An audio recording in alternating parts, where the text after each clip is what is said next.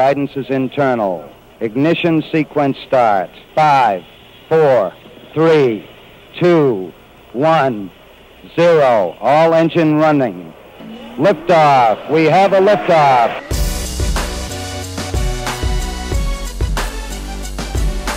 Permission to board. Permission to come aboard. Permission to board. Permission to bring me aboard. Permission to come aboard. Welcome to the Permission Granted podcast. Here's DA. Welcome inside the Permission Granted podcast. We're now at episode 9, which is very, very exciting. And coming up a little bit later on in the podcast, we'll have our producer side B. So we'll do that coming up in a little bit. It's for our long-form interview. Very, very excited to have on a wonderful young woman who is beautiful and she knows sports and she's all about the football and the NFL. It's just so cool and I can't wait to talk to her. Kavita Channe, who handles in-game broadcasting for the Jacksonville Jaguars, and she does Fox Sports South as well, or Fox Sports Florida as well, and a number of other things which we will get into. And Kavita joins us here on the show. Kavita, how are you? Thanks for having me. That was a great intro. I worked on that for a while, so. Great job. So how are you? There's a million things to get into, but overall, I mean, you're in the middle of football season, which is your most busy season. So how's everything going so far this year? I love it. I love it. The buzz of just always being busy. And, of course, all of us that work in sports, it's like our friends don't hear from us until after football season, and they get all mad at us, but that's the way it goes. And it's the most exciting time of the year, and it's really exciting. My first year with the Jaguars, despite the losses, everyone's having a great time there, and they're getting better every single week. So it's a good time right now. I thought that the Jaguars were going to surprise a lot of people with their win-loss record. Right now, they're not surprising anybody with that, but they're really competitive in every game, and Blake Bortles has been growing up before our very eyes, and they really like Gus Bradley, those players do. It kind of feels like the win-loss record doesn't necessarily reflect the growth in that franchise. Would that be fair to say? I would absolutely agree. I mean, you watch it on Twitter. That's where we get our news sources these days. And even your boy Pete Prisco at CBS, he was saying Bortles has the highest completion percentage on third down at 71%. And you're seeing all of these numbers, and they just don't match up because we're just not winning by points. But like I said, they're getting better week by week. We've got so many rookies. 5 rookies started on our offense this past Sunday, and it's going to be, everyone's young on this team, and we're going through growing pains right now, but things are going to be looking up soon. That's my prediction. Well, I think you got to believe that because all signs are kind of pointing up, even if the win-loss record doesn't reflect it. Everybody knows, though, that the biggest thing at Jags games right now is that giant pool in the end zone. How has that been received? Because when we saw the news of that in the offseason, we're like, can this work at a football game? Don't you think it's unfair that I have not gone in the pool yet? Yeah. Come on. That should have been the first hit of your entire season. I can't believe you haven't done this yet. I'm so glad you said that. I'm going to tell my producer that you recommended that as well. That was one of my ideas, but I haven't been able to do it yet. We'll see how the rest of the season goes. The pool is a hit. I mean, it's just, when you look at it on those huge video boards, you see everybody enjoying themselves, having a great time. They've got, their Jaguars bikinis on, and there's even kids. It's not all just, single people being crazy. It's families. And they're just having a great time. And it's the hot Florida sun, and everybody loves it. It's really well received.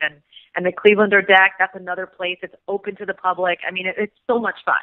It really is. There has been a controversy, though. There has been scandal when it comes to the pool because there was the picture that surfaced 2 weeks ago where there was a woman in her jeans in the pool. How is there not a no jeans policy allowed? There actually is a no jeans policy. Oh. And there's a no, you have to be wearing, your a swimsuit or what you would swim in. I mean, that's the policy. So that's not going to happen again. And hey, she had a great time. I mean, she wasn't planning on getting in the pool, and she saw how amazing the pool looked, and I guess she just jumped right on in there. Well, I kind of love how you're like, that won't happen again, because that must mean that there's an inter-office memo that went around like, this cannot happen. We cannot have people in jeans in the pool. So it's kind of funny that became a thing within the Jaguars office. Well, I don't know if that became a thing, but I just don't think that's going to happen again. And it's hard to stop somebody from wanting to just get in the pool on a hot Sunday and watch some football. I mean, what are you going to say? I mean, there are lifeguards there, but I'm sure, like I said, that's not going to happen again. But, I mean, it was funny to see that on Twitter. It really was. Wait a second. There's lifeguards at this pool? How deep is the pool? The pool is not very deep. I mean, you can stand in it, but there are lifeguards, and they're wearing these cool red, like, Baywatch bikinis. I mean, not like scandal ones, but there are lifeguards at each pool. There's 2 pools on either side, and, yeah, it's a safe place to be and taking a game. You got to go there, DA. We need to get you at Everbank in the pools. I mean, what do you say? Oh, my gosh. Are you kidding me? Yeah, twist my arm. Yeah. Do you realize that up here in New York, it's like the leaves have all fallen off the trees, basically. You know, we're just lucky to have like a 60-degree day. You're asking me to go watch a football game at the pool, and I won't wear jeans. I'm absolutely all in on this.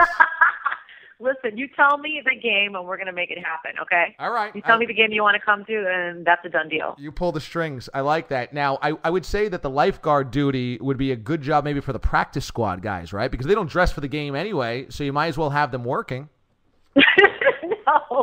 No, they're not trained to do CPR or any of that. So you got to have the proper lifeguards there to watch everybody and make sure it's safe. Now we're talking a lot about football, but you were actually born across seas in England, and so what age did you move over here? Yeah, I mean, you know, I'm from England. All my family is still there. My immediate family is here, but I've been in Florida since I was 5. So, you know, no accent, and yes, I visit there, and that's another reason why we were speaking before. I didn't get into football until college. My parents were not watching the NFL. They were watching tennis. They were watching, you know, the Olympics. They weren't watching football. So going to Florida, I mean, if it wasn't for Florida, I wouldn't, you know, be having the fun I'm having today. So thank you, University of Florida. Yeah, you were a Gator when you went to school, so not that far from Jacksonville. So when your parents came across over here, you didn't end up watching a lot of soccer. They weren't into the British Premier League? They were not. I mean, my mom liked soccer, but mainly my parents loved tennis, and they loved watching the Olympics, and they weren't really that into sports. I mean, my mom gets more into it now, and my parents actually do watch football now, and they watch, you know, in any sport that I cover, you know, they'll watch Panther hockey, you know, just to see me. But my mom, you know, she still loves her tennis. She does like soccer. My dad doesn't. So it's just different. You know, being brought up there is different than here. So when you I don't know if you still have friends over there or family or whatnot, but Americans can't quite wrap their minds around why the NFL is pushing, you know, the NFL in England so much, and we kind of have these 2 different viewpoints. On the one hand, the NFL keeps telling us it's popular, they're selling out, it's popular, we're going to put a team out there. On the other hand, there's always inevitably the recap in one of the London tabloids or one of the papers of the game, and they write like a paragraph on it, and they really don't know what's going on, and it just seems like it's so under the radar of what really is happening sports-wise in Britain. So where does it fall realistically for the average sports fan out there? Well, you know, I speak to my family members about it and I ask them, you know, to ask their friends. They say that they're starting each year, like last year, you know, they were noticing wanting to go to the NFL games. They were noticing more coverage on it. And then this year they say they're more into it. It's a slow and steady process. But the interesting thing, before I even started working with the Jaguars, I was told that they consider the Jaguars to be essentially the team favorite, like the home team of the London fans. So, and that's pretty interesting. And then when I did get the job at the Jaguars, I saw all these different groups on Twitter from UK that follow the Jags and love the NFL. So that is exciting. That was exciting for me, since being, you know, me from London, being a part of the team that they consider their home team. I appreciated that. Is there a worry within Jacksonville Jaguars fans that they have one foot out the door and would move to London here in the next couple of years? I don't think so. I mean, look at all the money that they have invested in Everbank, Shad Khan himself. I mean, you're not going to just leave that. So I don't know what's going to happen. People like to, you know, put out, you know, theories out there. Oh, the Jags are coming to Los Angeles and the Jags are coming to London. Well, as far as I know, they're staying in Jacksonville. But I will say I am very excited to be going to the London game this year. I'm really, really excited about that. And I'm going to talk to so many people in England about football and try and convert them if they're not already converted. So that's going to be my goal for the trip. Ooh, this is interesting. So you are going to play kind of representative of the NFL to try to sway, almost like an NFL missionary out there, huh? I'm doing it on my own. Nobody asked me, and this is my mission. So, yes, you're right. Okay, well, good luck with that. What are you going to be doing? Just like pointing out the intricacies of the NFL that people might not get it, or what, you're going to maybe do the icky shuffle or some type of dance from the end zone? I mean, what is it going to be about? It's going to be, we're going to be taking over social media airwaves. We're going to be, maybe on some shows there talking about the NFL. I mean, I've got a little plan here. So if anyone wants to see how it all unfolds, you can follow me on Twitter. Oh, I like this. Okay, Kavita Channe is where you can check her out, at Kavita Channe. That's Kavita Channe. Do you ever talk with Chad Henne and say, you know what, Chad, your last name should be pronounced Henne? You know what? That is so awesome. I love you for that. I think I am going to say that to him when I talk to him. Okay. That's great. Yeah, let me know. We'll make it fancy. Let me know what he says about that. So you were a Gator. You went to the University of Florida. You're a Gator. The Swamp is absolutely amazing. I've been to a couple of games of the Swamp, and the only thing the only thing I don't understand. And look, the bars in Gainesville are outrageous. I mean, the Friday night before a game, me and my buddies were like, this is where it's at. It was awesome. But the only thing is, like, that is such an aluminum box on game days, right? And it is so hot that, I don't know, I've been in there and it feels like you're in some type of broiler or deep fryer. How did you survive going to games weekend in and weekend out when it's that hot in that aluminum box? Because it's all closed in too. That's it's very true. And it's terrible because when you're in college, you don't realize it. I don't know why you don't realize it. I mean, you do, but then when you're an alumni and you go back, you're like, how the heck did I survive? I know. I mean, you know what I mean? So, but I do recall, I had season tickets obviously every year, and I really enjoyed watching the games. I went to a few of the games, like the big ones, and then the games that, I didn't want to go to, I would, I hate to say it, but yeah, I would sell the tickets. And, sometimes college kids do that. It's not the good thing to do at all, but maybe some alumni want to go and you make a little extra cash, and it's totally bad to do that. So I'm slapping myself on the hand, but then I would watch it in the air conditioning of, say, a friend's house or the Swamp. Maybe that gave me a little bit of relief. There is no reason to apologize for selling your student tickets, because let's face it, if you can make $50 on a weekend as a college kid, you might as well have just hit the scratch-off lottery. You're like, oh my God, I have $50. Let's go pop bottles. I was excited. I remember I sold a Tennessee ticket for $250. Oh. And I'm like, how the heck did I do that? I mean, sometimes these tickets go top dollar, I tell you. Now, when you were at Florida, was the football program good? Because they went through the Ron Zook years, then there was the Urban Meyer years, and obviously before that the Spurrier years. Were they good during your years? Yeah, I was around there during the Zook era, but we still felt like, we're the Florida Gators, and just always being like a winning team. We had one championship under our belt then. I mean, we still felt like we were very dominating in terms of football. And then, coming out of college and getting to see when Urban Meyer was there and Tim Tebow, it was like, that was just, I remember those years just, oh my gosh, it was just electrifying. I mean, it's at that point as a Gator fan, you feel like you're on top of the world, and you know what you feel like? You feel like you're LeBron James. Like, during that time, you'd walk around just like with swag, and it's like nobody could say anything. And you're like, not only is UF the hardest school to get into, but, we have 3 national championships. It's like so hard for us now. It's really hard for us now, to be going through what we're going through now. But, everything has kind of like its ups and its downs. And all my FSU friends can, be on their high horse right now. But us Gators know that they're going to have their decline as well. I mean, it happened. I love that you're already counting down the days until the Seminoles fall off the perch. You're like, the decline is coming. You might as well win a national championship and be number 1 in the nation. Don't you worry. Right. The bad times are straight ahead. Exactly. And they're not number 1 right now, right? Oh, yeah, right. They're number 2. Yeah, right. That's exactly. See, you having to point that out.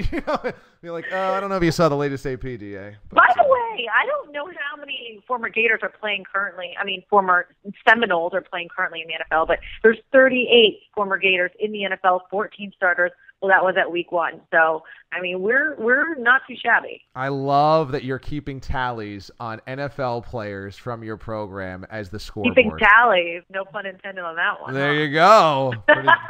Tally. What is the keys to a proper Gator chomp? Well, you just got to have right hand on top, Okay. and you gotta kind of, and palms have to be facing each other. I'm like doing this as I'm talking. Okay. You just have to, chomp like an alligator, and then there's got to be like Jaws music in the background, and you got to do it to the beat and very enthusiastic, or it's not a Gator chomp. You know what I mean? You got to feel it. I will tell you, I've been to a Gator bar up here in New York City, and for a game, and it's amazing because inevitably, no matter where you go, or in Florida, even if you're not in Gainesville, as soon as something happens, everybody starts doing the Gator chomp, and they just want to do it in your face, whether you're a fan or not.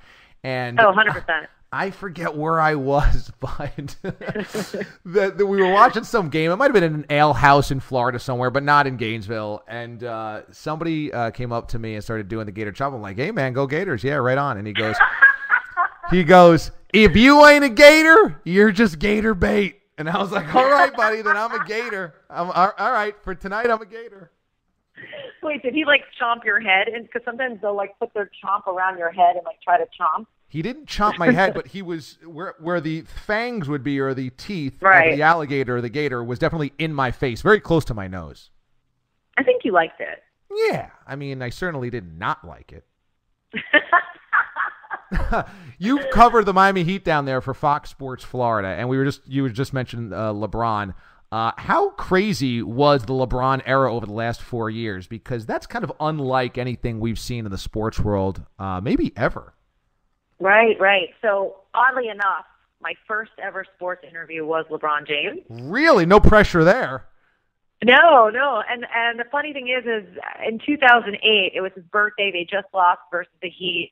And they were at this place called Carew and Y, and I interviewed him. And then my editor, who was not into sports, and which is funny because I actually have a lot of editors and producers that I'm like, how are you working with me when they don't even watch football? I'm like, what's going on?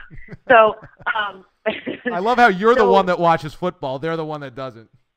I'm like, I don't understand. But sometimes that happens, so whatever. He's talented, very talented at what he does.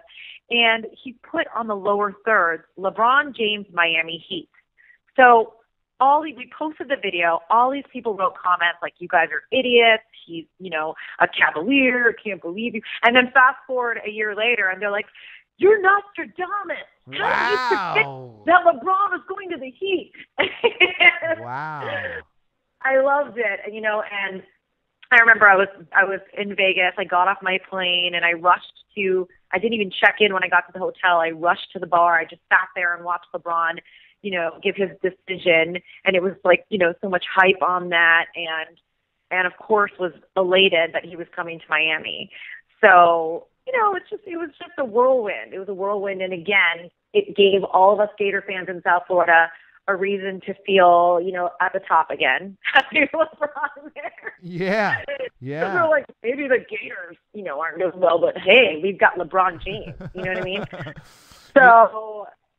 Yeah, I said it had never happened before. I guess Michael and the Bulls was certainly what LeBron and the Heat were before, kind of a traveling road show and celebrity and circus. But, I mean, just today's media is so much different than the 80s and 90s that it's kind of impossible to even compare the two. And, I don't know, like the last 4 years for Miami Heat fans, and I just think probably the state of Florida, like you were probably around a lot of people that were not basketball fans or Heat fans before LeBron. And the moment that he comes kind of changes everything for people, right? That was a hot ticket, Yeah. Let me tell you.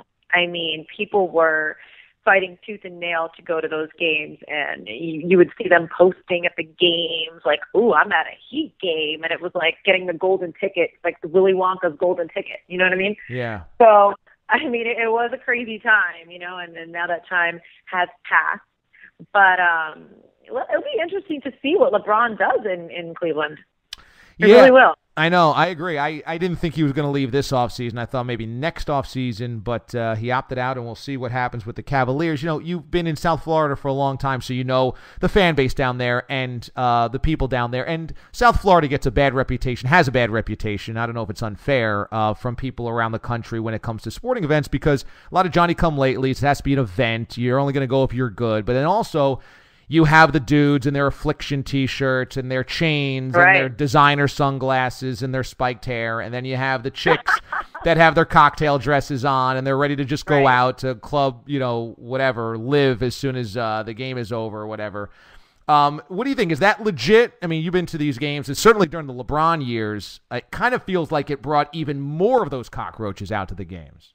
Well, here's the thing. I mean, you have other cities, you know, where there's not much there but sports. When you have Miami and, you know, South Florida, when there's the beach and there's so much more to distract you, of course, if the team's not winning, why are you going to the game? You're going to the beach, you're going to the club, you're going to the restaurant, you're going to like a show, you're going on vacation, or you're whatever you're doing. There's so many other things to do. And then you have these other cities where they have these diehard fans. I mean, just the Sunday before this past in Jacksonville with all the Steelers fans there. I mean, they follow the Steelers everywhere. Well, you're not really going to have fans like that in South Florida. It is what it is.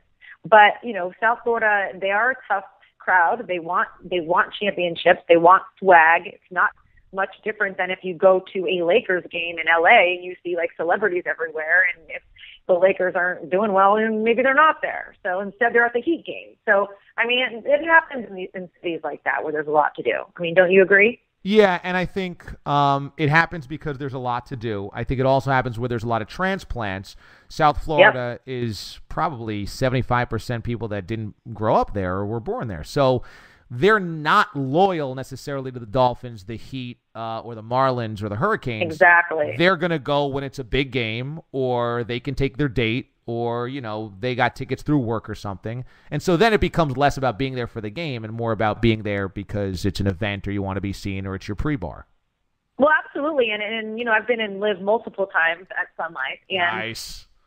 And it's a really fun place. Here's the thing, though, from a business standpoint, isn't it great that you do get all these people that don't maybe care about sports to come to Sun Life and enjoy themselves and spend their money and have fun? And if they're not watching the game, well, they're still there. So from a business standpoint, it's not a bad thing. Yeah, It's a different business model. I mean, if you are marketing the Browns or the Steelers or versus the Dolphins or maybe the Cowboys or something, it's just a different business model, right? The Lakers are a good example of that, as you just mentioned.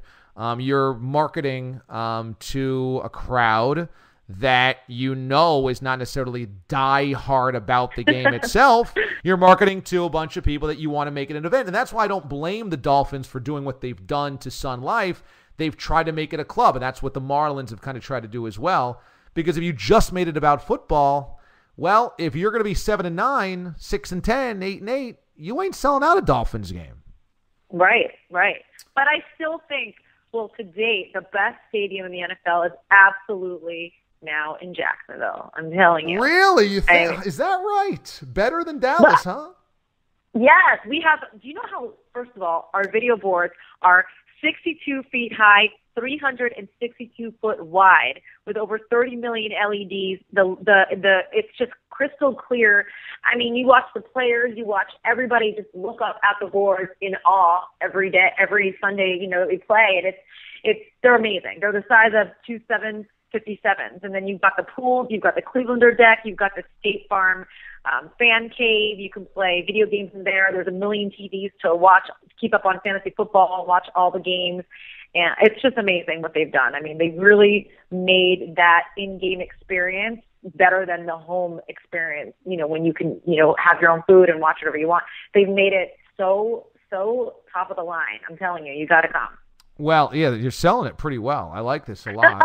I was in Jacksonville for the Super Bowl back in 2004 when the Patriots and the Eagles played there, but obviously it was a different stadium at that point in time, and it wasn't a Jags game, so it's not really fair to compare. But you also are in the fashion world, so what do you think about the Jaguars uniform redesign? There are elements there I think are cool. There are elements there that I think are too much and over the top.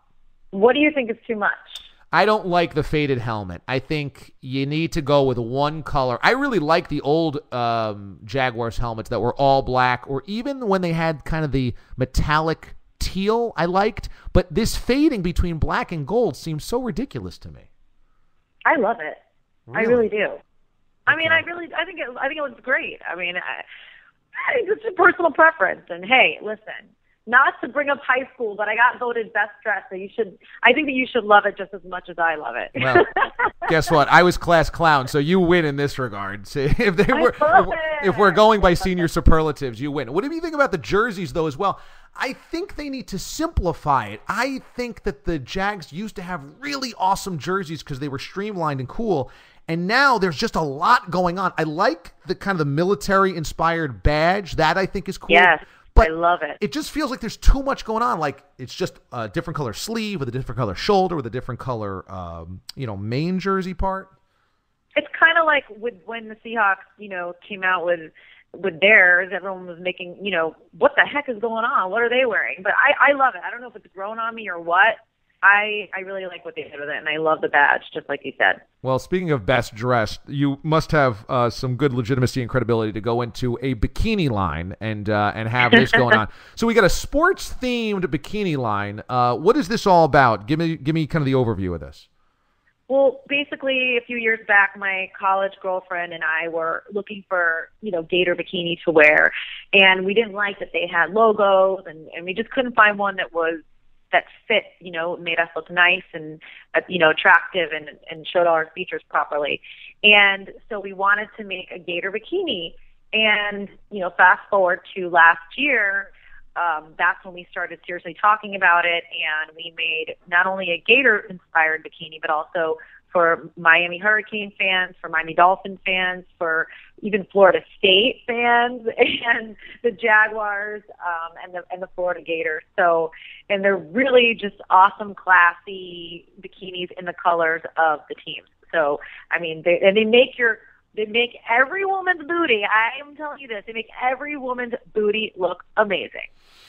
We know a good cut. You don't have to go much further for most of our listeners. They are all in on this. And so the website is, how do you pronounce this? It's Dream It, Do It. So it's D-I-D-I-Kini. Didikini? Didikini? Yes, Didikini. You got it. Didikini. Okay, right. So didikini.com. And yeah, so you have the colors of the themed colleges and their bikinis, the Gators and the Knolls and the Hurricanes, and then the Dolphins as well because there's a aqua and orange.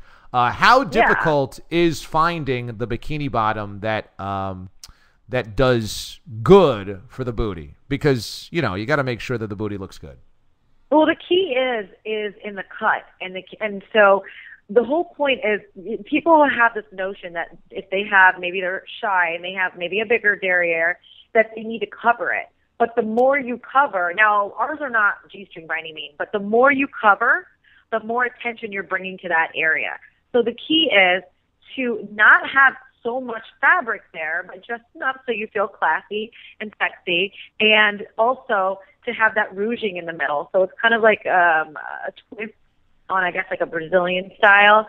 And it's really great for women with larger derrieres, women with smaller ones. And if you have a smaller one, it'll make it look more perky. I mean, they're really awesome. They really are, because we just basically combined all the bikinis that we loved. We just said what we don't like, what we do like, and then we, took all the things that we liked and made a new one, basically. We're living in a bit of a golden age of the booty because now because look at what Beyonce and J-Lo have done for booties, and now look at Nicki Minaj and her video about the Anaconda video. Now Iggy Azalea is doing that video with J-Lo. We've got songs about booty. We've got the song all about the bass, no treble. So really now this is a time. 2014 is where the modern woman can be really proud of a big booty, right? Well, here's the other side of the coin, and I'm glad you brought this up, because more and more, everyone seems to be getting these amazing, huge booties. And although mine's small and it's perky, I work out every day, and it's making us small booty girls feel like, what the heck? I mean, are we missing something here? Because it's like, I swear to you, there is an undercover thing going on in the nation where all these women must be getting butt implants or butt injections, because there is no way that all of a sudden everybody has a Nicki Minaj, Kim Kardashian booty. I mean, there's no way. You don't just grow a booty. I don't get that. It's not fair. No, because these are now monster booties. It's almost like GMO-induced booties. There's no way that booties should be this big. Like Minaj and Azalea and Kardashian, these are not human booties. They're not. They can't be human booties, because why have we not seen them until now? Yeah, there's no. I mean, I guess Kimmy K's might be, but I don't know how it's possible we have this run on these. And DA, they're making us look bad. They're making us small booty girls look bad. It's not fair.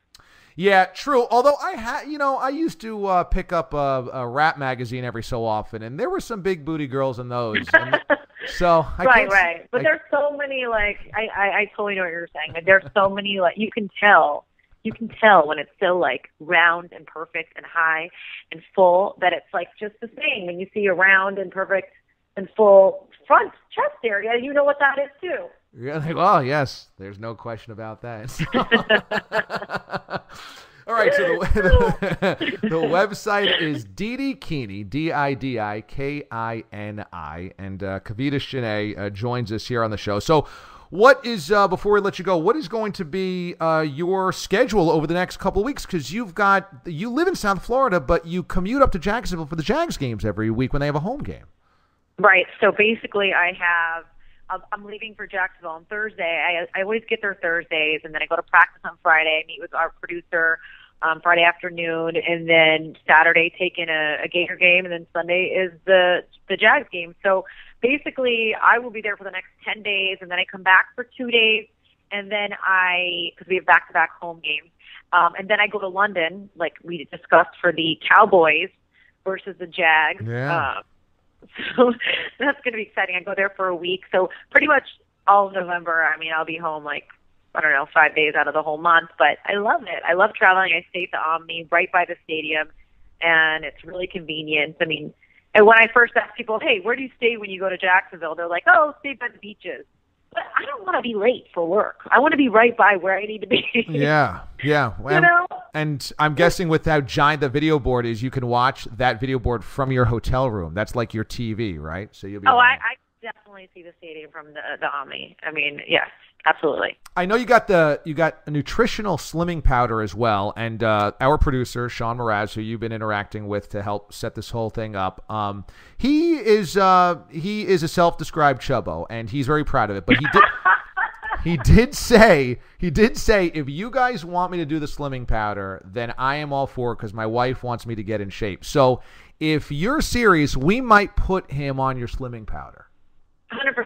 So the reason why, what this basically is, a slimming powder is protein powder, and it has slimming properties in it. So it's whey protein, which is a fastest absorbing protein. I take it first thing in the morning, and then I also take it after I work out. And what makes it slimming is that it has 420 milligrams of amino acids. It's got glutamine, taurine, chromium, and the best part is, if you compare this slimming powder to, say, like your friend's slimming powder, like the normal ones they buy that are in those huge buckets, they're like big pound buckets, and they have a lot of sodium in them. So say that, you want to go to the beach, right? And your guy's going to, be shirtless, or a girl's going to be in a bikini. Then all of a sudden, say you didn't have time to eat breakfast and you take some regular protein, you're bloated. I mean, I'm telling you, sodium is the worst. It makes you bloated. I try to stay away from sodium. So this slimming powder is extremely low in sodium, and that was one of the things that I said had to be in the protein, because that's what I hated with other powders. So now you've got this pumped up slimming protein powder, and it's awesome. It tastes like a vanilla milkshake. I put it in the NutriBullet with just some water or some orange juice, and it's awesome. I'm giggling over here because one of the things that Sean always tells us is that he's puffy with sodium, and so he says, I'm not really a chubbo, I'm not really that fat. It's just that I've eaten a lot of salt today, and we're all like, I don't know. He's probably telling the truth. I am telling you, sometimes when I have sodium, I swear I look like I'm pregnant. It's the worst, and I weigh 115 pounds since I was 18. So it's like it's not fat. It's just it bloats out your stomach. It makes you look preggo. All right, well, we're going to do this because occasionally Sean looks preggo, and we need to make sure that does not happen anymore. So we're going to get on this. This is awesome. I'm sending some over, all right? I love it. I love it. So you can follow Kavita on Twitter at Kavita Channe. That's Kavita Channe. What'd you say there? And Instagram. And Love Instagram. Instagram. Ooh, okay. Is it the same username on Instagram as well? Yes, it is. Same, yes. Same. All right, so at Kavita Channe is the easy way to do this. All right, well, we're going to hold you to this. We're going to see how this goes, and we're going to have to track back with you when we start getting the results or no results from Mr. Mraz. Okay, you just have to make sure that he's going to follow the instructions. And you take it in the morning, and then after he works out, or even if he's just hungry throughout the day for a snack, he can take it. He's always hungry for a snack, so I think that'll be just fine. That'll work out perfectly. All right, perfect. You're going to monitor him. I will. Yes, we will do this every night of the show. Awesome. Kavita, this was awesome, man. Thank you so much for joining us, and we will definitely be in touch. Oh, thanks, CA. It was a pleasure. All right, welcome inside the side B of the Permission Granted podcast, if you will. So coming up in a little bit, we'll have the producer's side B. Kenny Brock is going to drive that bad boy, do a little Eagles action and NFC East action because a big week for Cowboys fans, big week for Eagles fans as well. And thanks to Kavita Channe for joining us here on the Permission Granted podcast. Fantastic stuff. And Brock, I got to tell you, man, you know, Kavita really sold the pool very well at Jaguars games. I don't know if I can still quite grasp this, an NFL game with a giant pool out in the end zone, but she sold it pretty well. Kind of sounded pretty cool. I would much rather go to the Jaguars games because of the pool than rather to see the actual Jaguars play. Sure, yeah. I mean, it seems like just such a weird scene and a weird combination to think about. You're sitting in a pool at an NFL game drinking a beer. I still haven't fully wrapped my mind around it, but you know what? As you said, she sold me on it. I'll fly down to Jacksonville tomorrow for the game this weekend. You know, it's funny because in baseball, I guess maybe I also thought that was uncomfortable when they first started doing that in baseball in Arizona for the Diamondbacks, and now that's kind of become a little bit of a thing. But for football, it still seems way weirder just because it's a different vibe at a football game.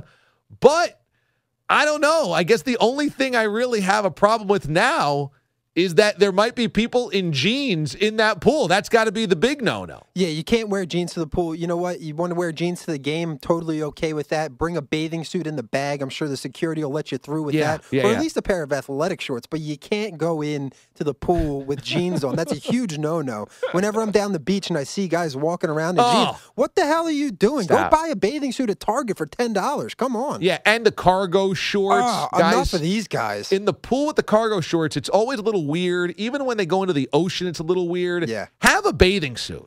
Who doesn't have a bathing suit at this point? I mean, you know, even if you have it for the once every 2 years or once every 5 years to go to the beach, go buy a cheap bathing suit. You don't need to buy the $50 Rip Curl Hurley one. Go get a cheap one and have it there just in case. Do we think that Mraz will do this slimming powder that she talked about? I mean, she says she'll send it. Yeah, I think he'll try it out for a little bit, but I mean, is it really going to offset his normal eating habits? Because I think, like, you know, when you go to the gym, you're supposed to go to the gym, work out hard, and then you're supposed to eat well. Yeah. Mraz doesn't really eat so well. No. I think he'll try it, but I don't really expect to see major results. But I hope that it does, because it sounds like it's an awesome product. So hopefully Mraz slims down a little bit, though we'll have to find another person to poke and prod about their weight. Yeah, I don't think he'll ever lose enough where we won't have that ability to make. No, what do you have to lose? 100, 110 maybe? Yeah, but it might take him out of the Thick-Tater race. Let's also mention that the show went viral again. Will in Baltimore from 7-Eleven getting robbed on air. There's been some question marks about the credibility of it. For all that we know, it's totally legit, right? The information that we have, it's legit. Yeah, absolutely. We spoke with him after, about an hour after it went down, and he was talking to the cops, filed a police report.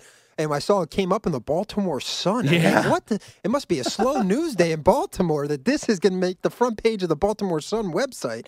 But yeah, no, from everything we know, this is valid. It didn't happen inside of Baltimore. It was a suburb of Baltimore. Right. So maybe that's why they couldn't find the actual police report. But from everything we know, this is a valid story and not made up. Yeah, the Baltimore Sun, for those that don't know, because this thing went viral, the audio went viral, it was on Deadspin again. Remember, also, Mraz crying over Jeter went viral, so we are 2 for 2 this month in ridiculous stories going national. And, of course, Brock, this is what would be national for us, right? Any pub is good pub, right? All pub is good pub, especially when it goes this big. Right. But it has to be some type of real idiocy for us to really go national. Yeah, I mean, God forbid your white hot takes on Jameis Winston make the front page. No, or a great interview, no way. No. This has to be a caller gets robbed while rapping about the show while working the overnight shift at 7-Eleven. Wheelhouse for the DA show. Definitely. Or if, a paid professional and an adult breaks down and cries like a 7-year-old on the air about his favorite player attire. That's how we're getting our national run. I'll take it. Yeah, but for the Baltimore Sun, they actually looked in to see if there was any robberies at a 7-Eleven at 3:30 in the morning in Baltimore. They couldn't find one, although they found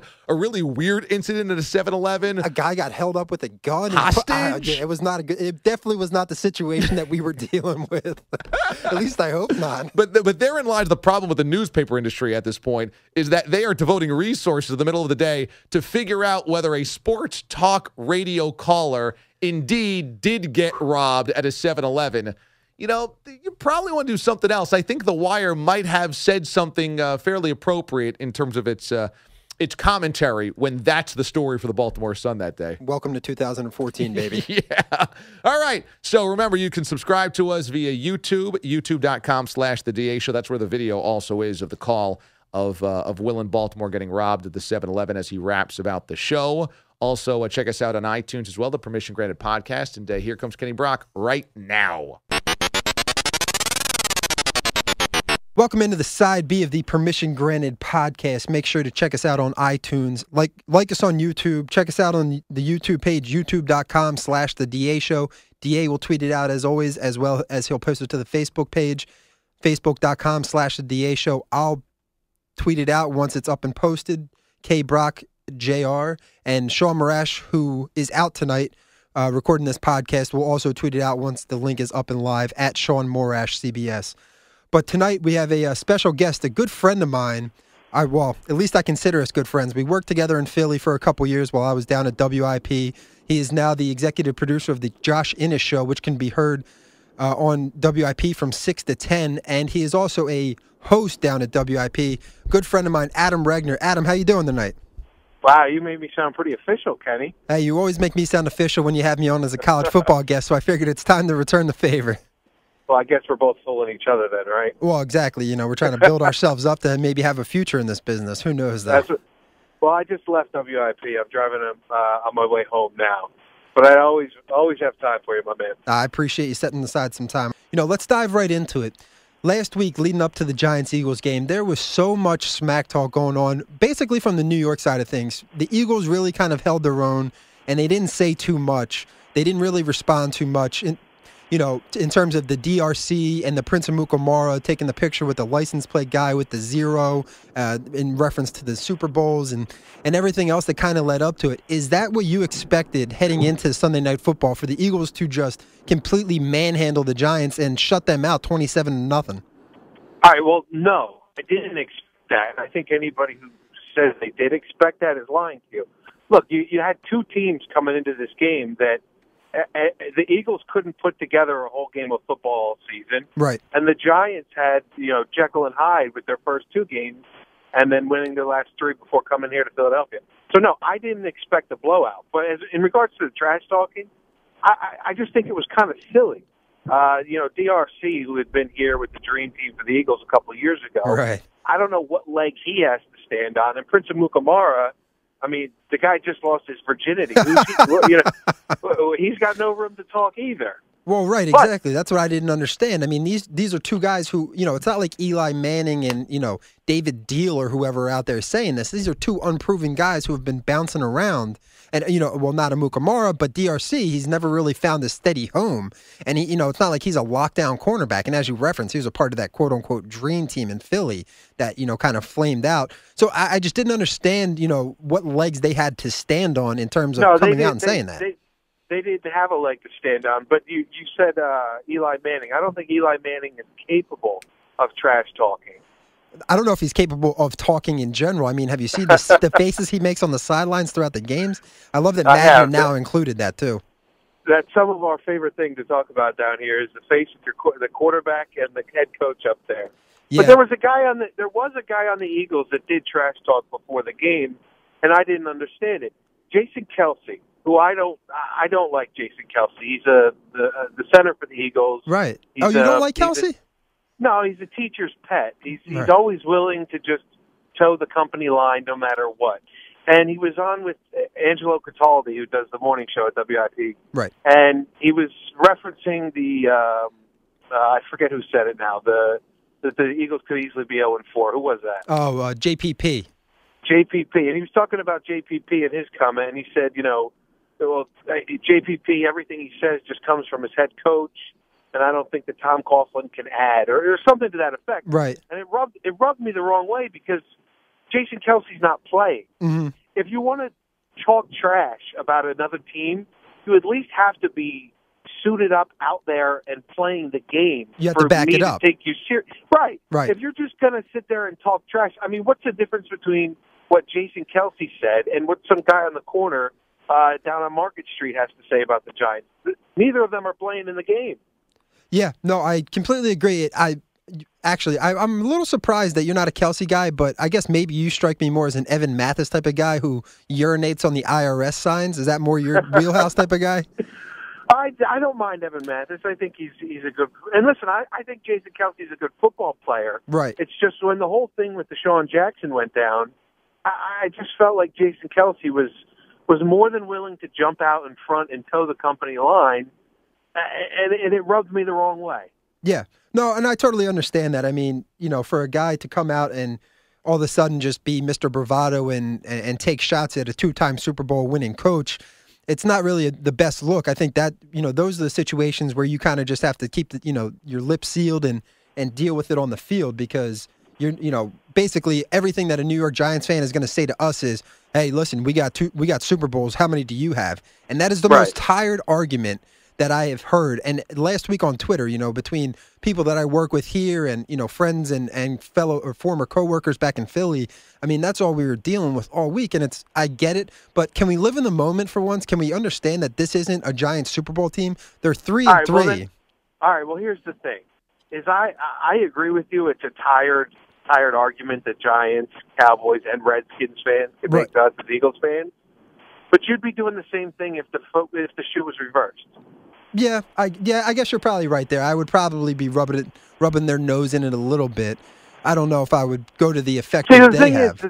The thing is that the Eagles have to win a Super Bowl. Right.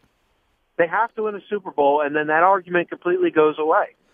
Well, to get to the Super Bowl, they need great quarterback play, and you and I have both been kind of critical of Nick Foles. Well, I've been more than critical of Nick Foles. I said that I don't think that he's the future of this organization, and if they have an opportunity to draft somebody next year or make a trade for a player that would fit into Chip Kelly's system, I would do it. I know that you're kind of right in the middle there too, but you've been impressed with what he's done. Is Nick Foles the guy?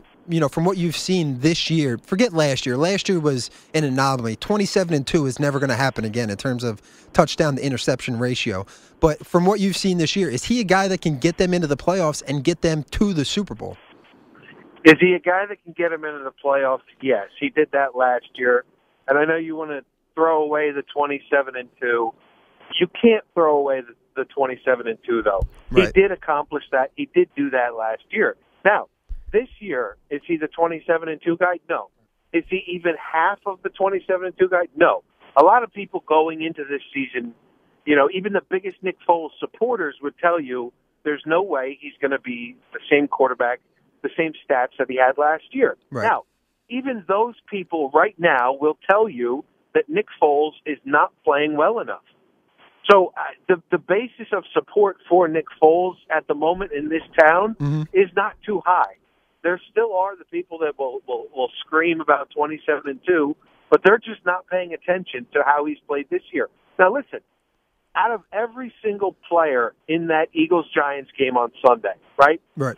If you were to point to one player who had the worst game out of the Eagles, and I don't even want to call it a bad game for Nick Foles because it wasn't, but he would be the one. Right. Those two interceptions that he threw in that game, they were atrocious. Were rookie mistakes. Yeah. They were rookie mistakes. And listen, the biggest thing in Chip Kelly's offense, and he's made this point clear, and it's not just a Chip Kelly thing. I know everybody wants to say he's a genius. I think he's a really smart coach. But listen, if you turn the ball over in the NFL, you lose games. And Nick Foles this year has been turning the ball over at such a high pace that I'm shocked that they're 5-1 with the play that they've gotten out of the quarterback. Yeah, I mean, I am too. The loss in San Francisco, they didn't score an offensive touchdown, and they didn't cross the Niner side of the 50-yard line until the fourth quarter, and yet they were still in that game and had an opportunity to tie and win that game at the end of the game. And it just, I don't know what to make of this team. They're 5-1. They've been Jekyll and Hyde. They trailed the freaking Jacksonville Jaguars. They were shut out at halftime. Then they came out and went on a run. And then, they go out to San Francisco and lose, and then they shut out the Giants in Philly, and they win 27-0. I mean, what are realistic expectations in Philly for this team going forward? Because the Cowboys have looked like the most dominant team in the NFC and maybe in the NFL. They went to a place last weekend and won in Seattle, a place where nobody goes and wins. I think they have 2 losses there over the past couple years, and that was Russell Wilson's first loss in Seattle as a starter. So the Cowboys look to be for real. I'm not buying in. I think that they're going to lose this weekend to the Giants down in Dallas, and I think they're going to come back to earth. But right now, it's the Eagles and the Cowboys, and then everybody else. Well, I'll tell you, as far as the Cowboys go, I think the Cowboys are a legit football team right now. You can take away everything you want from that team about the troubles that they have come at the end of the season. Right. But right now, running the ball, giving the ball to DeMarco Murray has changed that team and the outlook for me. That's completely fair. For years, people have been screaming that the Cowboys need to hand the ball off more than need to run the ball. Mm-hmm. They're finally doing it now. Will they stick to it? That's another story. Will Romo's back hold up?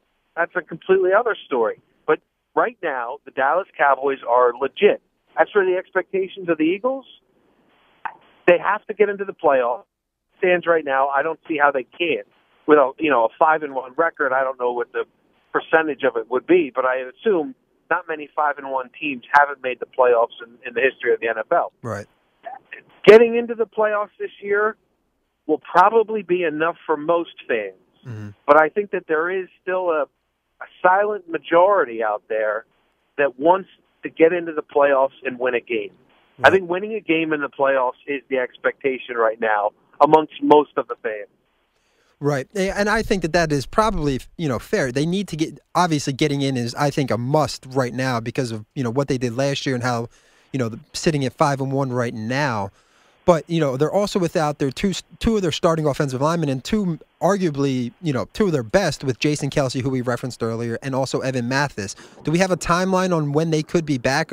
Because with David Molk at center, he's been a nice fill-in, last week, but the week before he looked atrocious. What's the time frame on them? Yeah, here's the thing: is that they say the Carolina game, the Monday night Carolina game, that they'll be back. But this is also the same team that said that Michael Kendricks would be day to day with his calf injury, right? And that was in week 2 against the Colts, and he's still not ready to play. Right. So you can't really have to take it with a grain of salt with what they say in terms of injuries. Right, and as far as the biggest injury facing the team right now would be Darren Sproles with his MCL. He sprained his MCL against the Giants. That would be the biggest injury for me going forward because Darren Sproles has been the MVP of this team so far this season. Oh, that goes without saying. I mean, what he did, in Indy and what he's done all season long has been pretty impressive for, a guy that was traded for basically a 5th-round pick and discarded by the New Orleans Saints. So thank you, New Orleans, for, sacrificing him for the greater good of the Eagles. But so let's go back into this New York Giants and the Eagles game that happened on Sunday. So after the game, let's start from the beginning. During the game, Victor Cruz ruptured his patellar tendon and is done for the year, and he dropped a touchdown pass. As he was going down to the ground, there was an Eagles game day guy, who might be a flag bearer or whatever, who went down in the background, and he started cheering when Cruz dropped the ball. And so the New York Post then made their back page headline something to the effect of, filthy or whatever, because we in Philadelphia have the worst reputation of all time. And they superimposed that picture because that's not what he was doing when Cruz was writhing on the ground. I mean, what was the response in terms of that back page headline? Was there a response at all, or do people not even care what the New York tabloids and New York headlines are saying about Philly? Well, no. First of all, the picture was taken like the instant that Cruz fell to the ground, and the guy was doing what every other Eagles fan was doing, right, which was jumping up and down that the Eagles had just stopped the Giants on 4th down from like the 3-yard line, which was the reaction that any fan base would have in that moment. Now, once it was found out that Victor Cruz was injured, then that's a different story. There was nobody, minus maybe one person, that was celebrating the fact that Victor Cruz was injured. Listen, I know Philadelphia gets a bad rap as a fan base. Partially, sometimes it's deserving because of some of the things that we have done. Right. But Philadelphia is no different than any fan base out there. No different at all. When Victor Cruz was being carted off the field and you saw the tears were flowing down off of his face, every fan cheered, every fan clapped for him, and everybody felt bad that he had got injured on the play. Right. Who am I? I'm a nobody. But I tweeted Victor Cruz after his injury, and I said, Eagles fan here, just wanted to keep your head up. Nobody believed you'd make it in the league. Prove them wrong again, right? Right. It's a silly thing like that goes overlooked in the whole story. Well, speaking of tweets after the game and during the game, rival to WIP down in Philadelphia is 97.5 The Fanatic, and I know that's taboo to talk about when you're on with WIP, but here at the network, we'll allow you to talk about your competitor, 97.5 The Fanatic. Mike Missanelli hosts, afternoon drives there? Is he 1 to 6? I don't even know what his time slot is anymore. 2. 2 to 6, okay. So Mike Missanelli does the afternoon drive. For those, New York listeners or whatever that we have, he's like the Mike Francesa. He hosts that time slot. He's nowhere near Mike Francesa, let me clarify that. But just in terms of time slot. He sent out a tweet after he hasn't fallen asleep on the air yet. No, not yet. Well, and Francesa did that again recently. I don't know if you saw that. I saw that, yeah. I mean, good Lord, man. Stay awake. It's not that hard of a job. We work over, you worked the overnights a couple years ago, and, I'm working the overnights now. Now, if we fell asleep then, we couldn't be killed too much for it. But anyways, so Missanelli sent out a tweet after the game. Hey, Giants fans, Victor Cruz is over. Dance to that. This was obviously met with a lot of backlash. He was being killed from everybody, from all angles, that this was just an insensitive tweet. And he came out with some, half-assed apology that, he didn't mean it in that sense, blah, blah, blah. But he said his tweet was that, Victor Cruz is over. And, there's only one way to take that. And his defense has been that he means Victor Cruz is over as far as being the top receiver on the New York Giants. Right. Clearly what happened was he thought he was being funny, he thought he was being clever, and he made a joke about it. Now, I will give him credit as regards to once I think he found out the reality of the situation and that it was a serious injury, he backtracked and apologized. But the fact of the matter is, it's pretty simple, nowadays, if you tweet something out, the popular excuse is, I was hacked, or right, something along those lines. I'm just waiting for the guy, and I would have done this if I was in Mike's situation. Say, listen, I made a joke, and it was in poor taste, and I apologize. But the idea that he thinks that he can manipulate people into believing some alternate reality that he's created, it's bogus to me. Just stand up and say, I was wrong. People will respect you a lot more if you just say you're wrong. Well, and so let's further this Mike Missanelli conversation a little further. The host that you work with took Missanelli to task, and you sent me the audio, and it was absolutely hilarious. For those of you who listen to the network, Josh Innes, you probably remember he used to work at 610 Sports Radio in Houston, and he did the weekend show with, I believe it was Ted Johnson here on the network, and now he's a full-time host in Philadelphia. And Adam, do you want to just give us a quick summation of what Josh Innes said the other night on the air about Mike Missanelli? Right. Well, the basis of it was the fact that in Mike's tweet, he said Victor Cruz is over. So what we did was we just took the idea of things being over, and we created a bit where we made up tweets from the history of, the world. Right. And what Mikey Miss would be tweeting about that as it was happening. Right. Right. For those of you who don't know, just go to crossingbroad.com.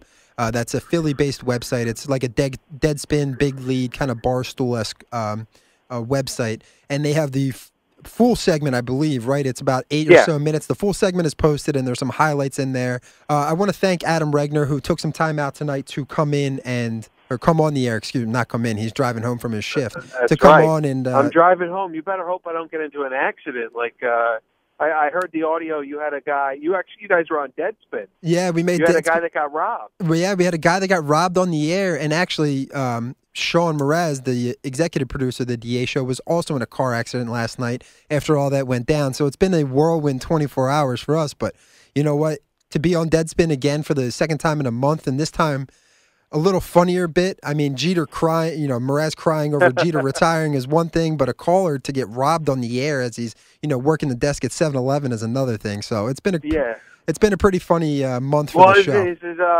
Is he okay? He got into a car accident. Is he all right? Yeah, he's all good. He got into a fender bender, coming in to go to the Rangers-Islanders game. So he's got, some damage to the car, but nothing that can't be replaced. So was he reaching down on the floor for a Butterfinger? Actually, I think he was going down for a Twinkie or a Twix bar. I know he loves the ice cream Twix bars. A little ho-ho or some Little Debbie's? Yeah, he's got to keep his carb levels up because he gets very his sugar levels get really low, and I think he's a diabetic. He's got to keep the blood sugar up. Well, absolutely. Again, so this is Adam Regner. He is the executive producer of the Josh Innes Show down on 94 WIP in Philadelphia. He can also be heard hosting the overnight shows on Friday night into Saturday morning from 2 to 6 a.m. Follow him on Twitter at Adam Regner, ADAMREIGNER. Did I spell it correctly? Wow, did you have it written down in front of you? I did not. That was off total memory. Wow, you got a good memory then, my friend. Awesome. All right, Adam, thanks for the time tonight, and we'll definitely have to catch up again soon, and, maybe I'll catch up with you this weekend.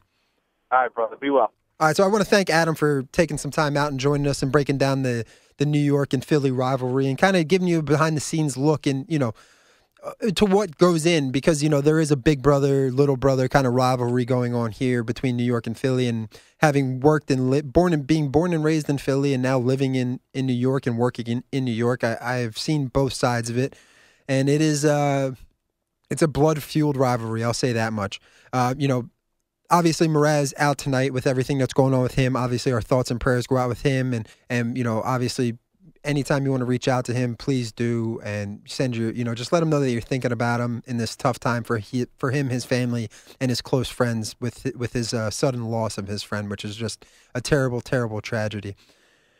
All right, so that'll wrap things up here for the Side B of the Permission Granted podcast. Make sure to subscribe to us on iTunes, the Permission Granted podcast. Rate us, like us, send us some feedback on the podcast on what you think.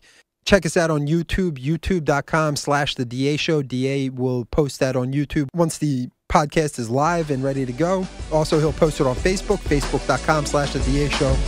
We'll all tweet it out. My Twitter at KBrockJR, Sean's Twitter at Sean Morash CBS.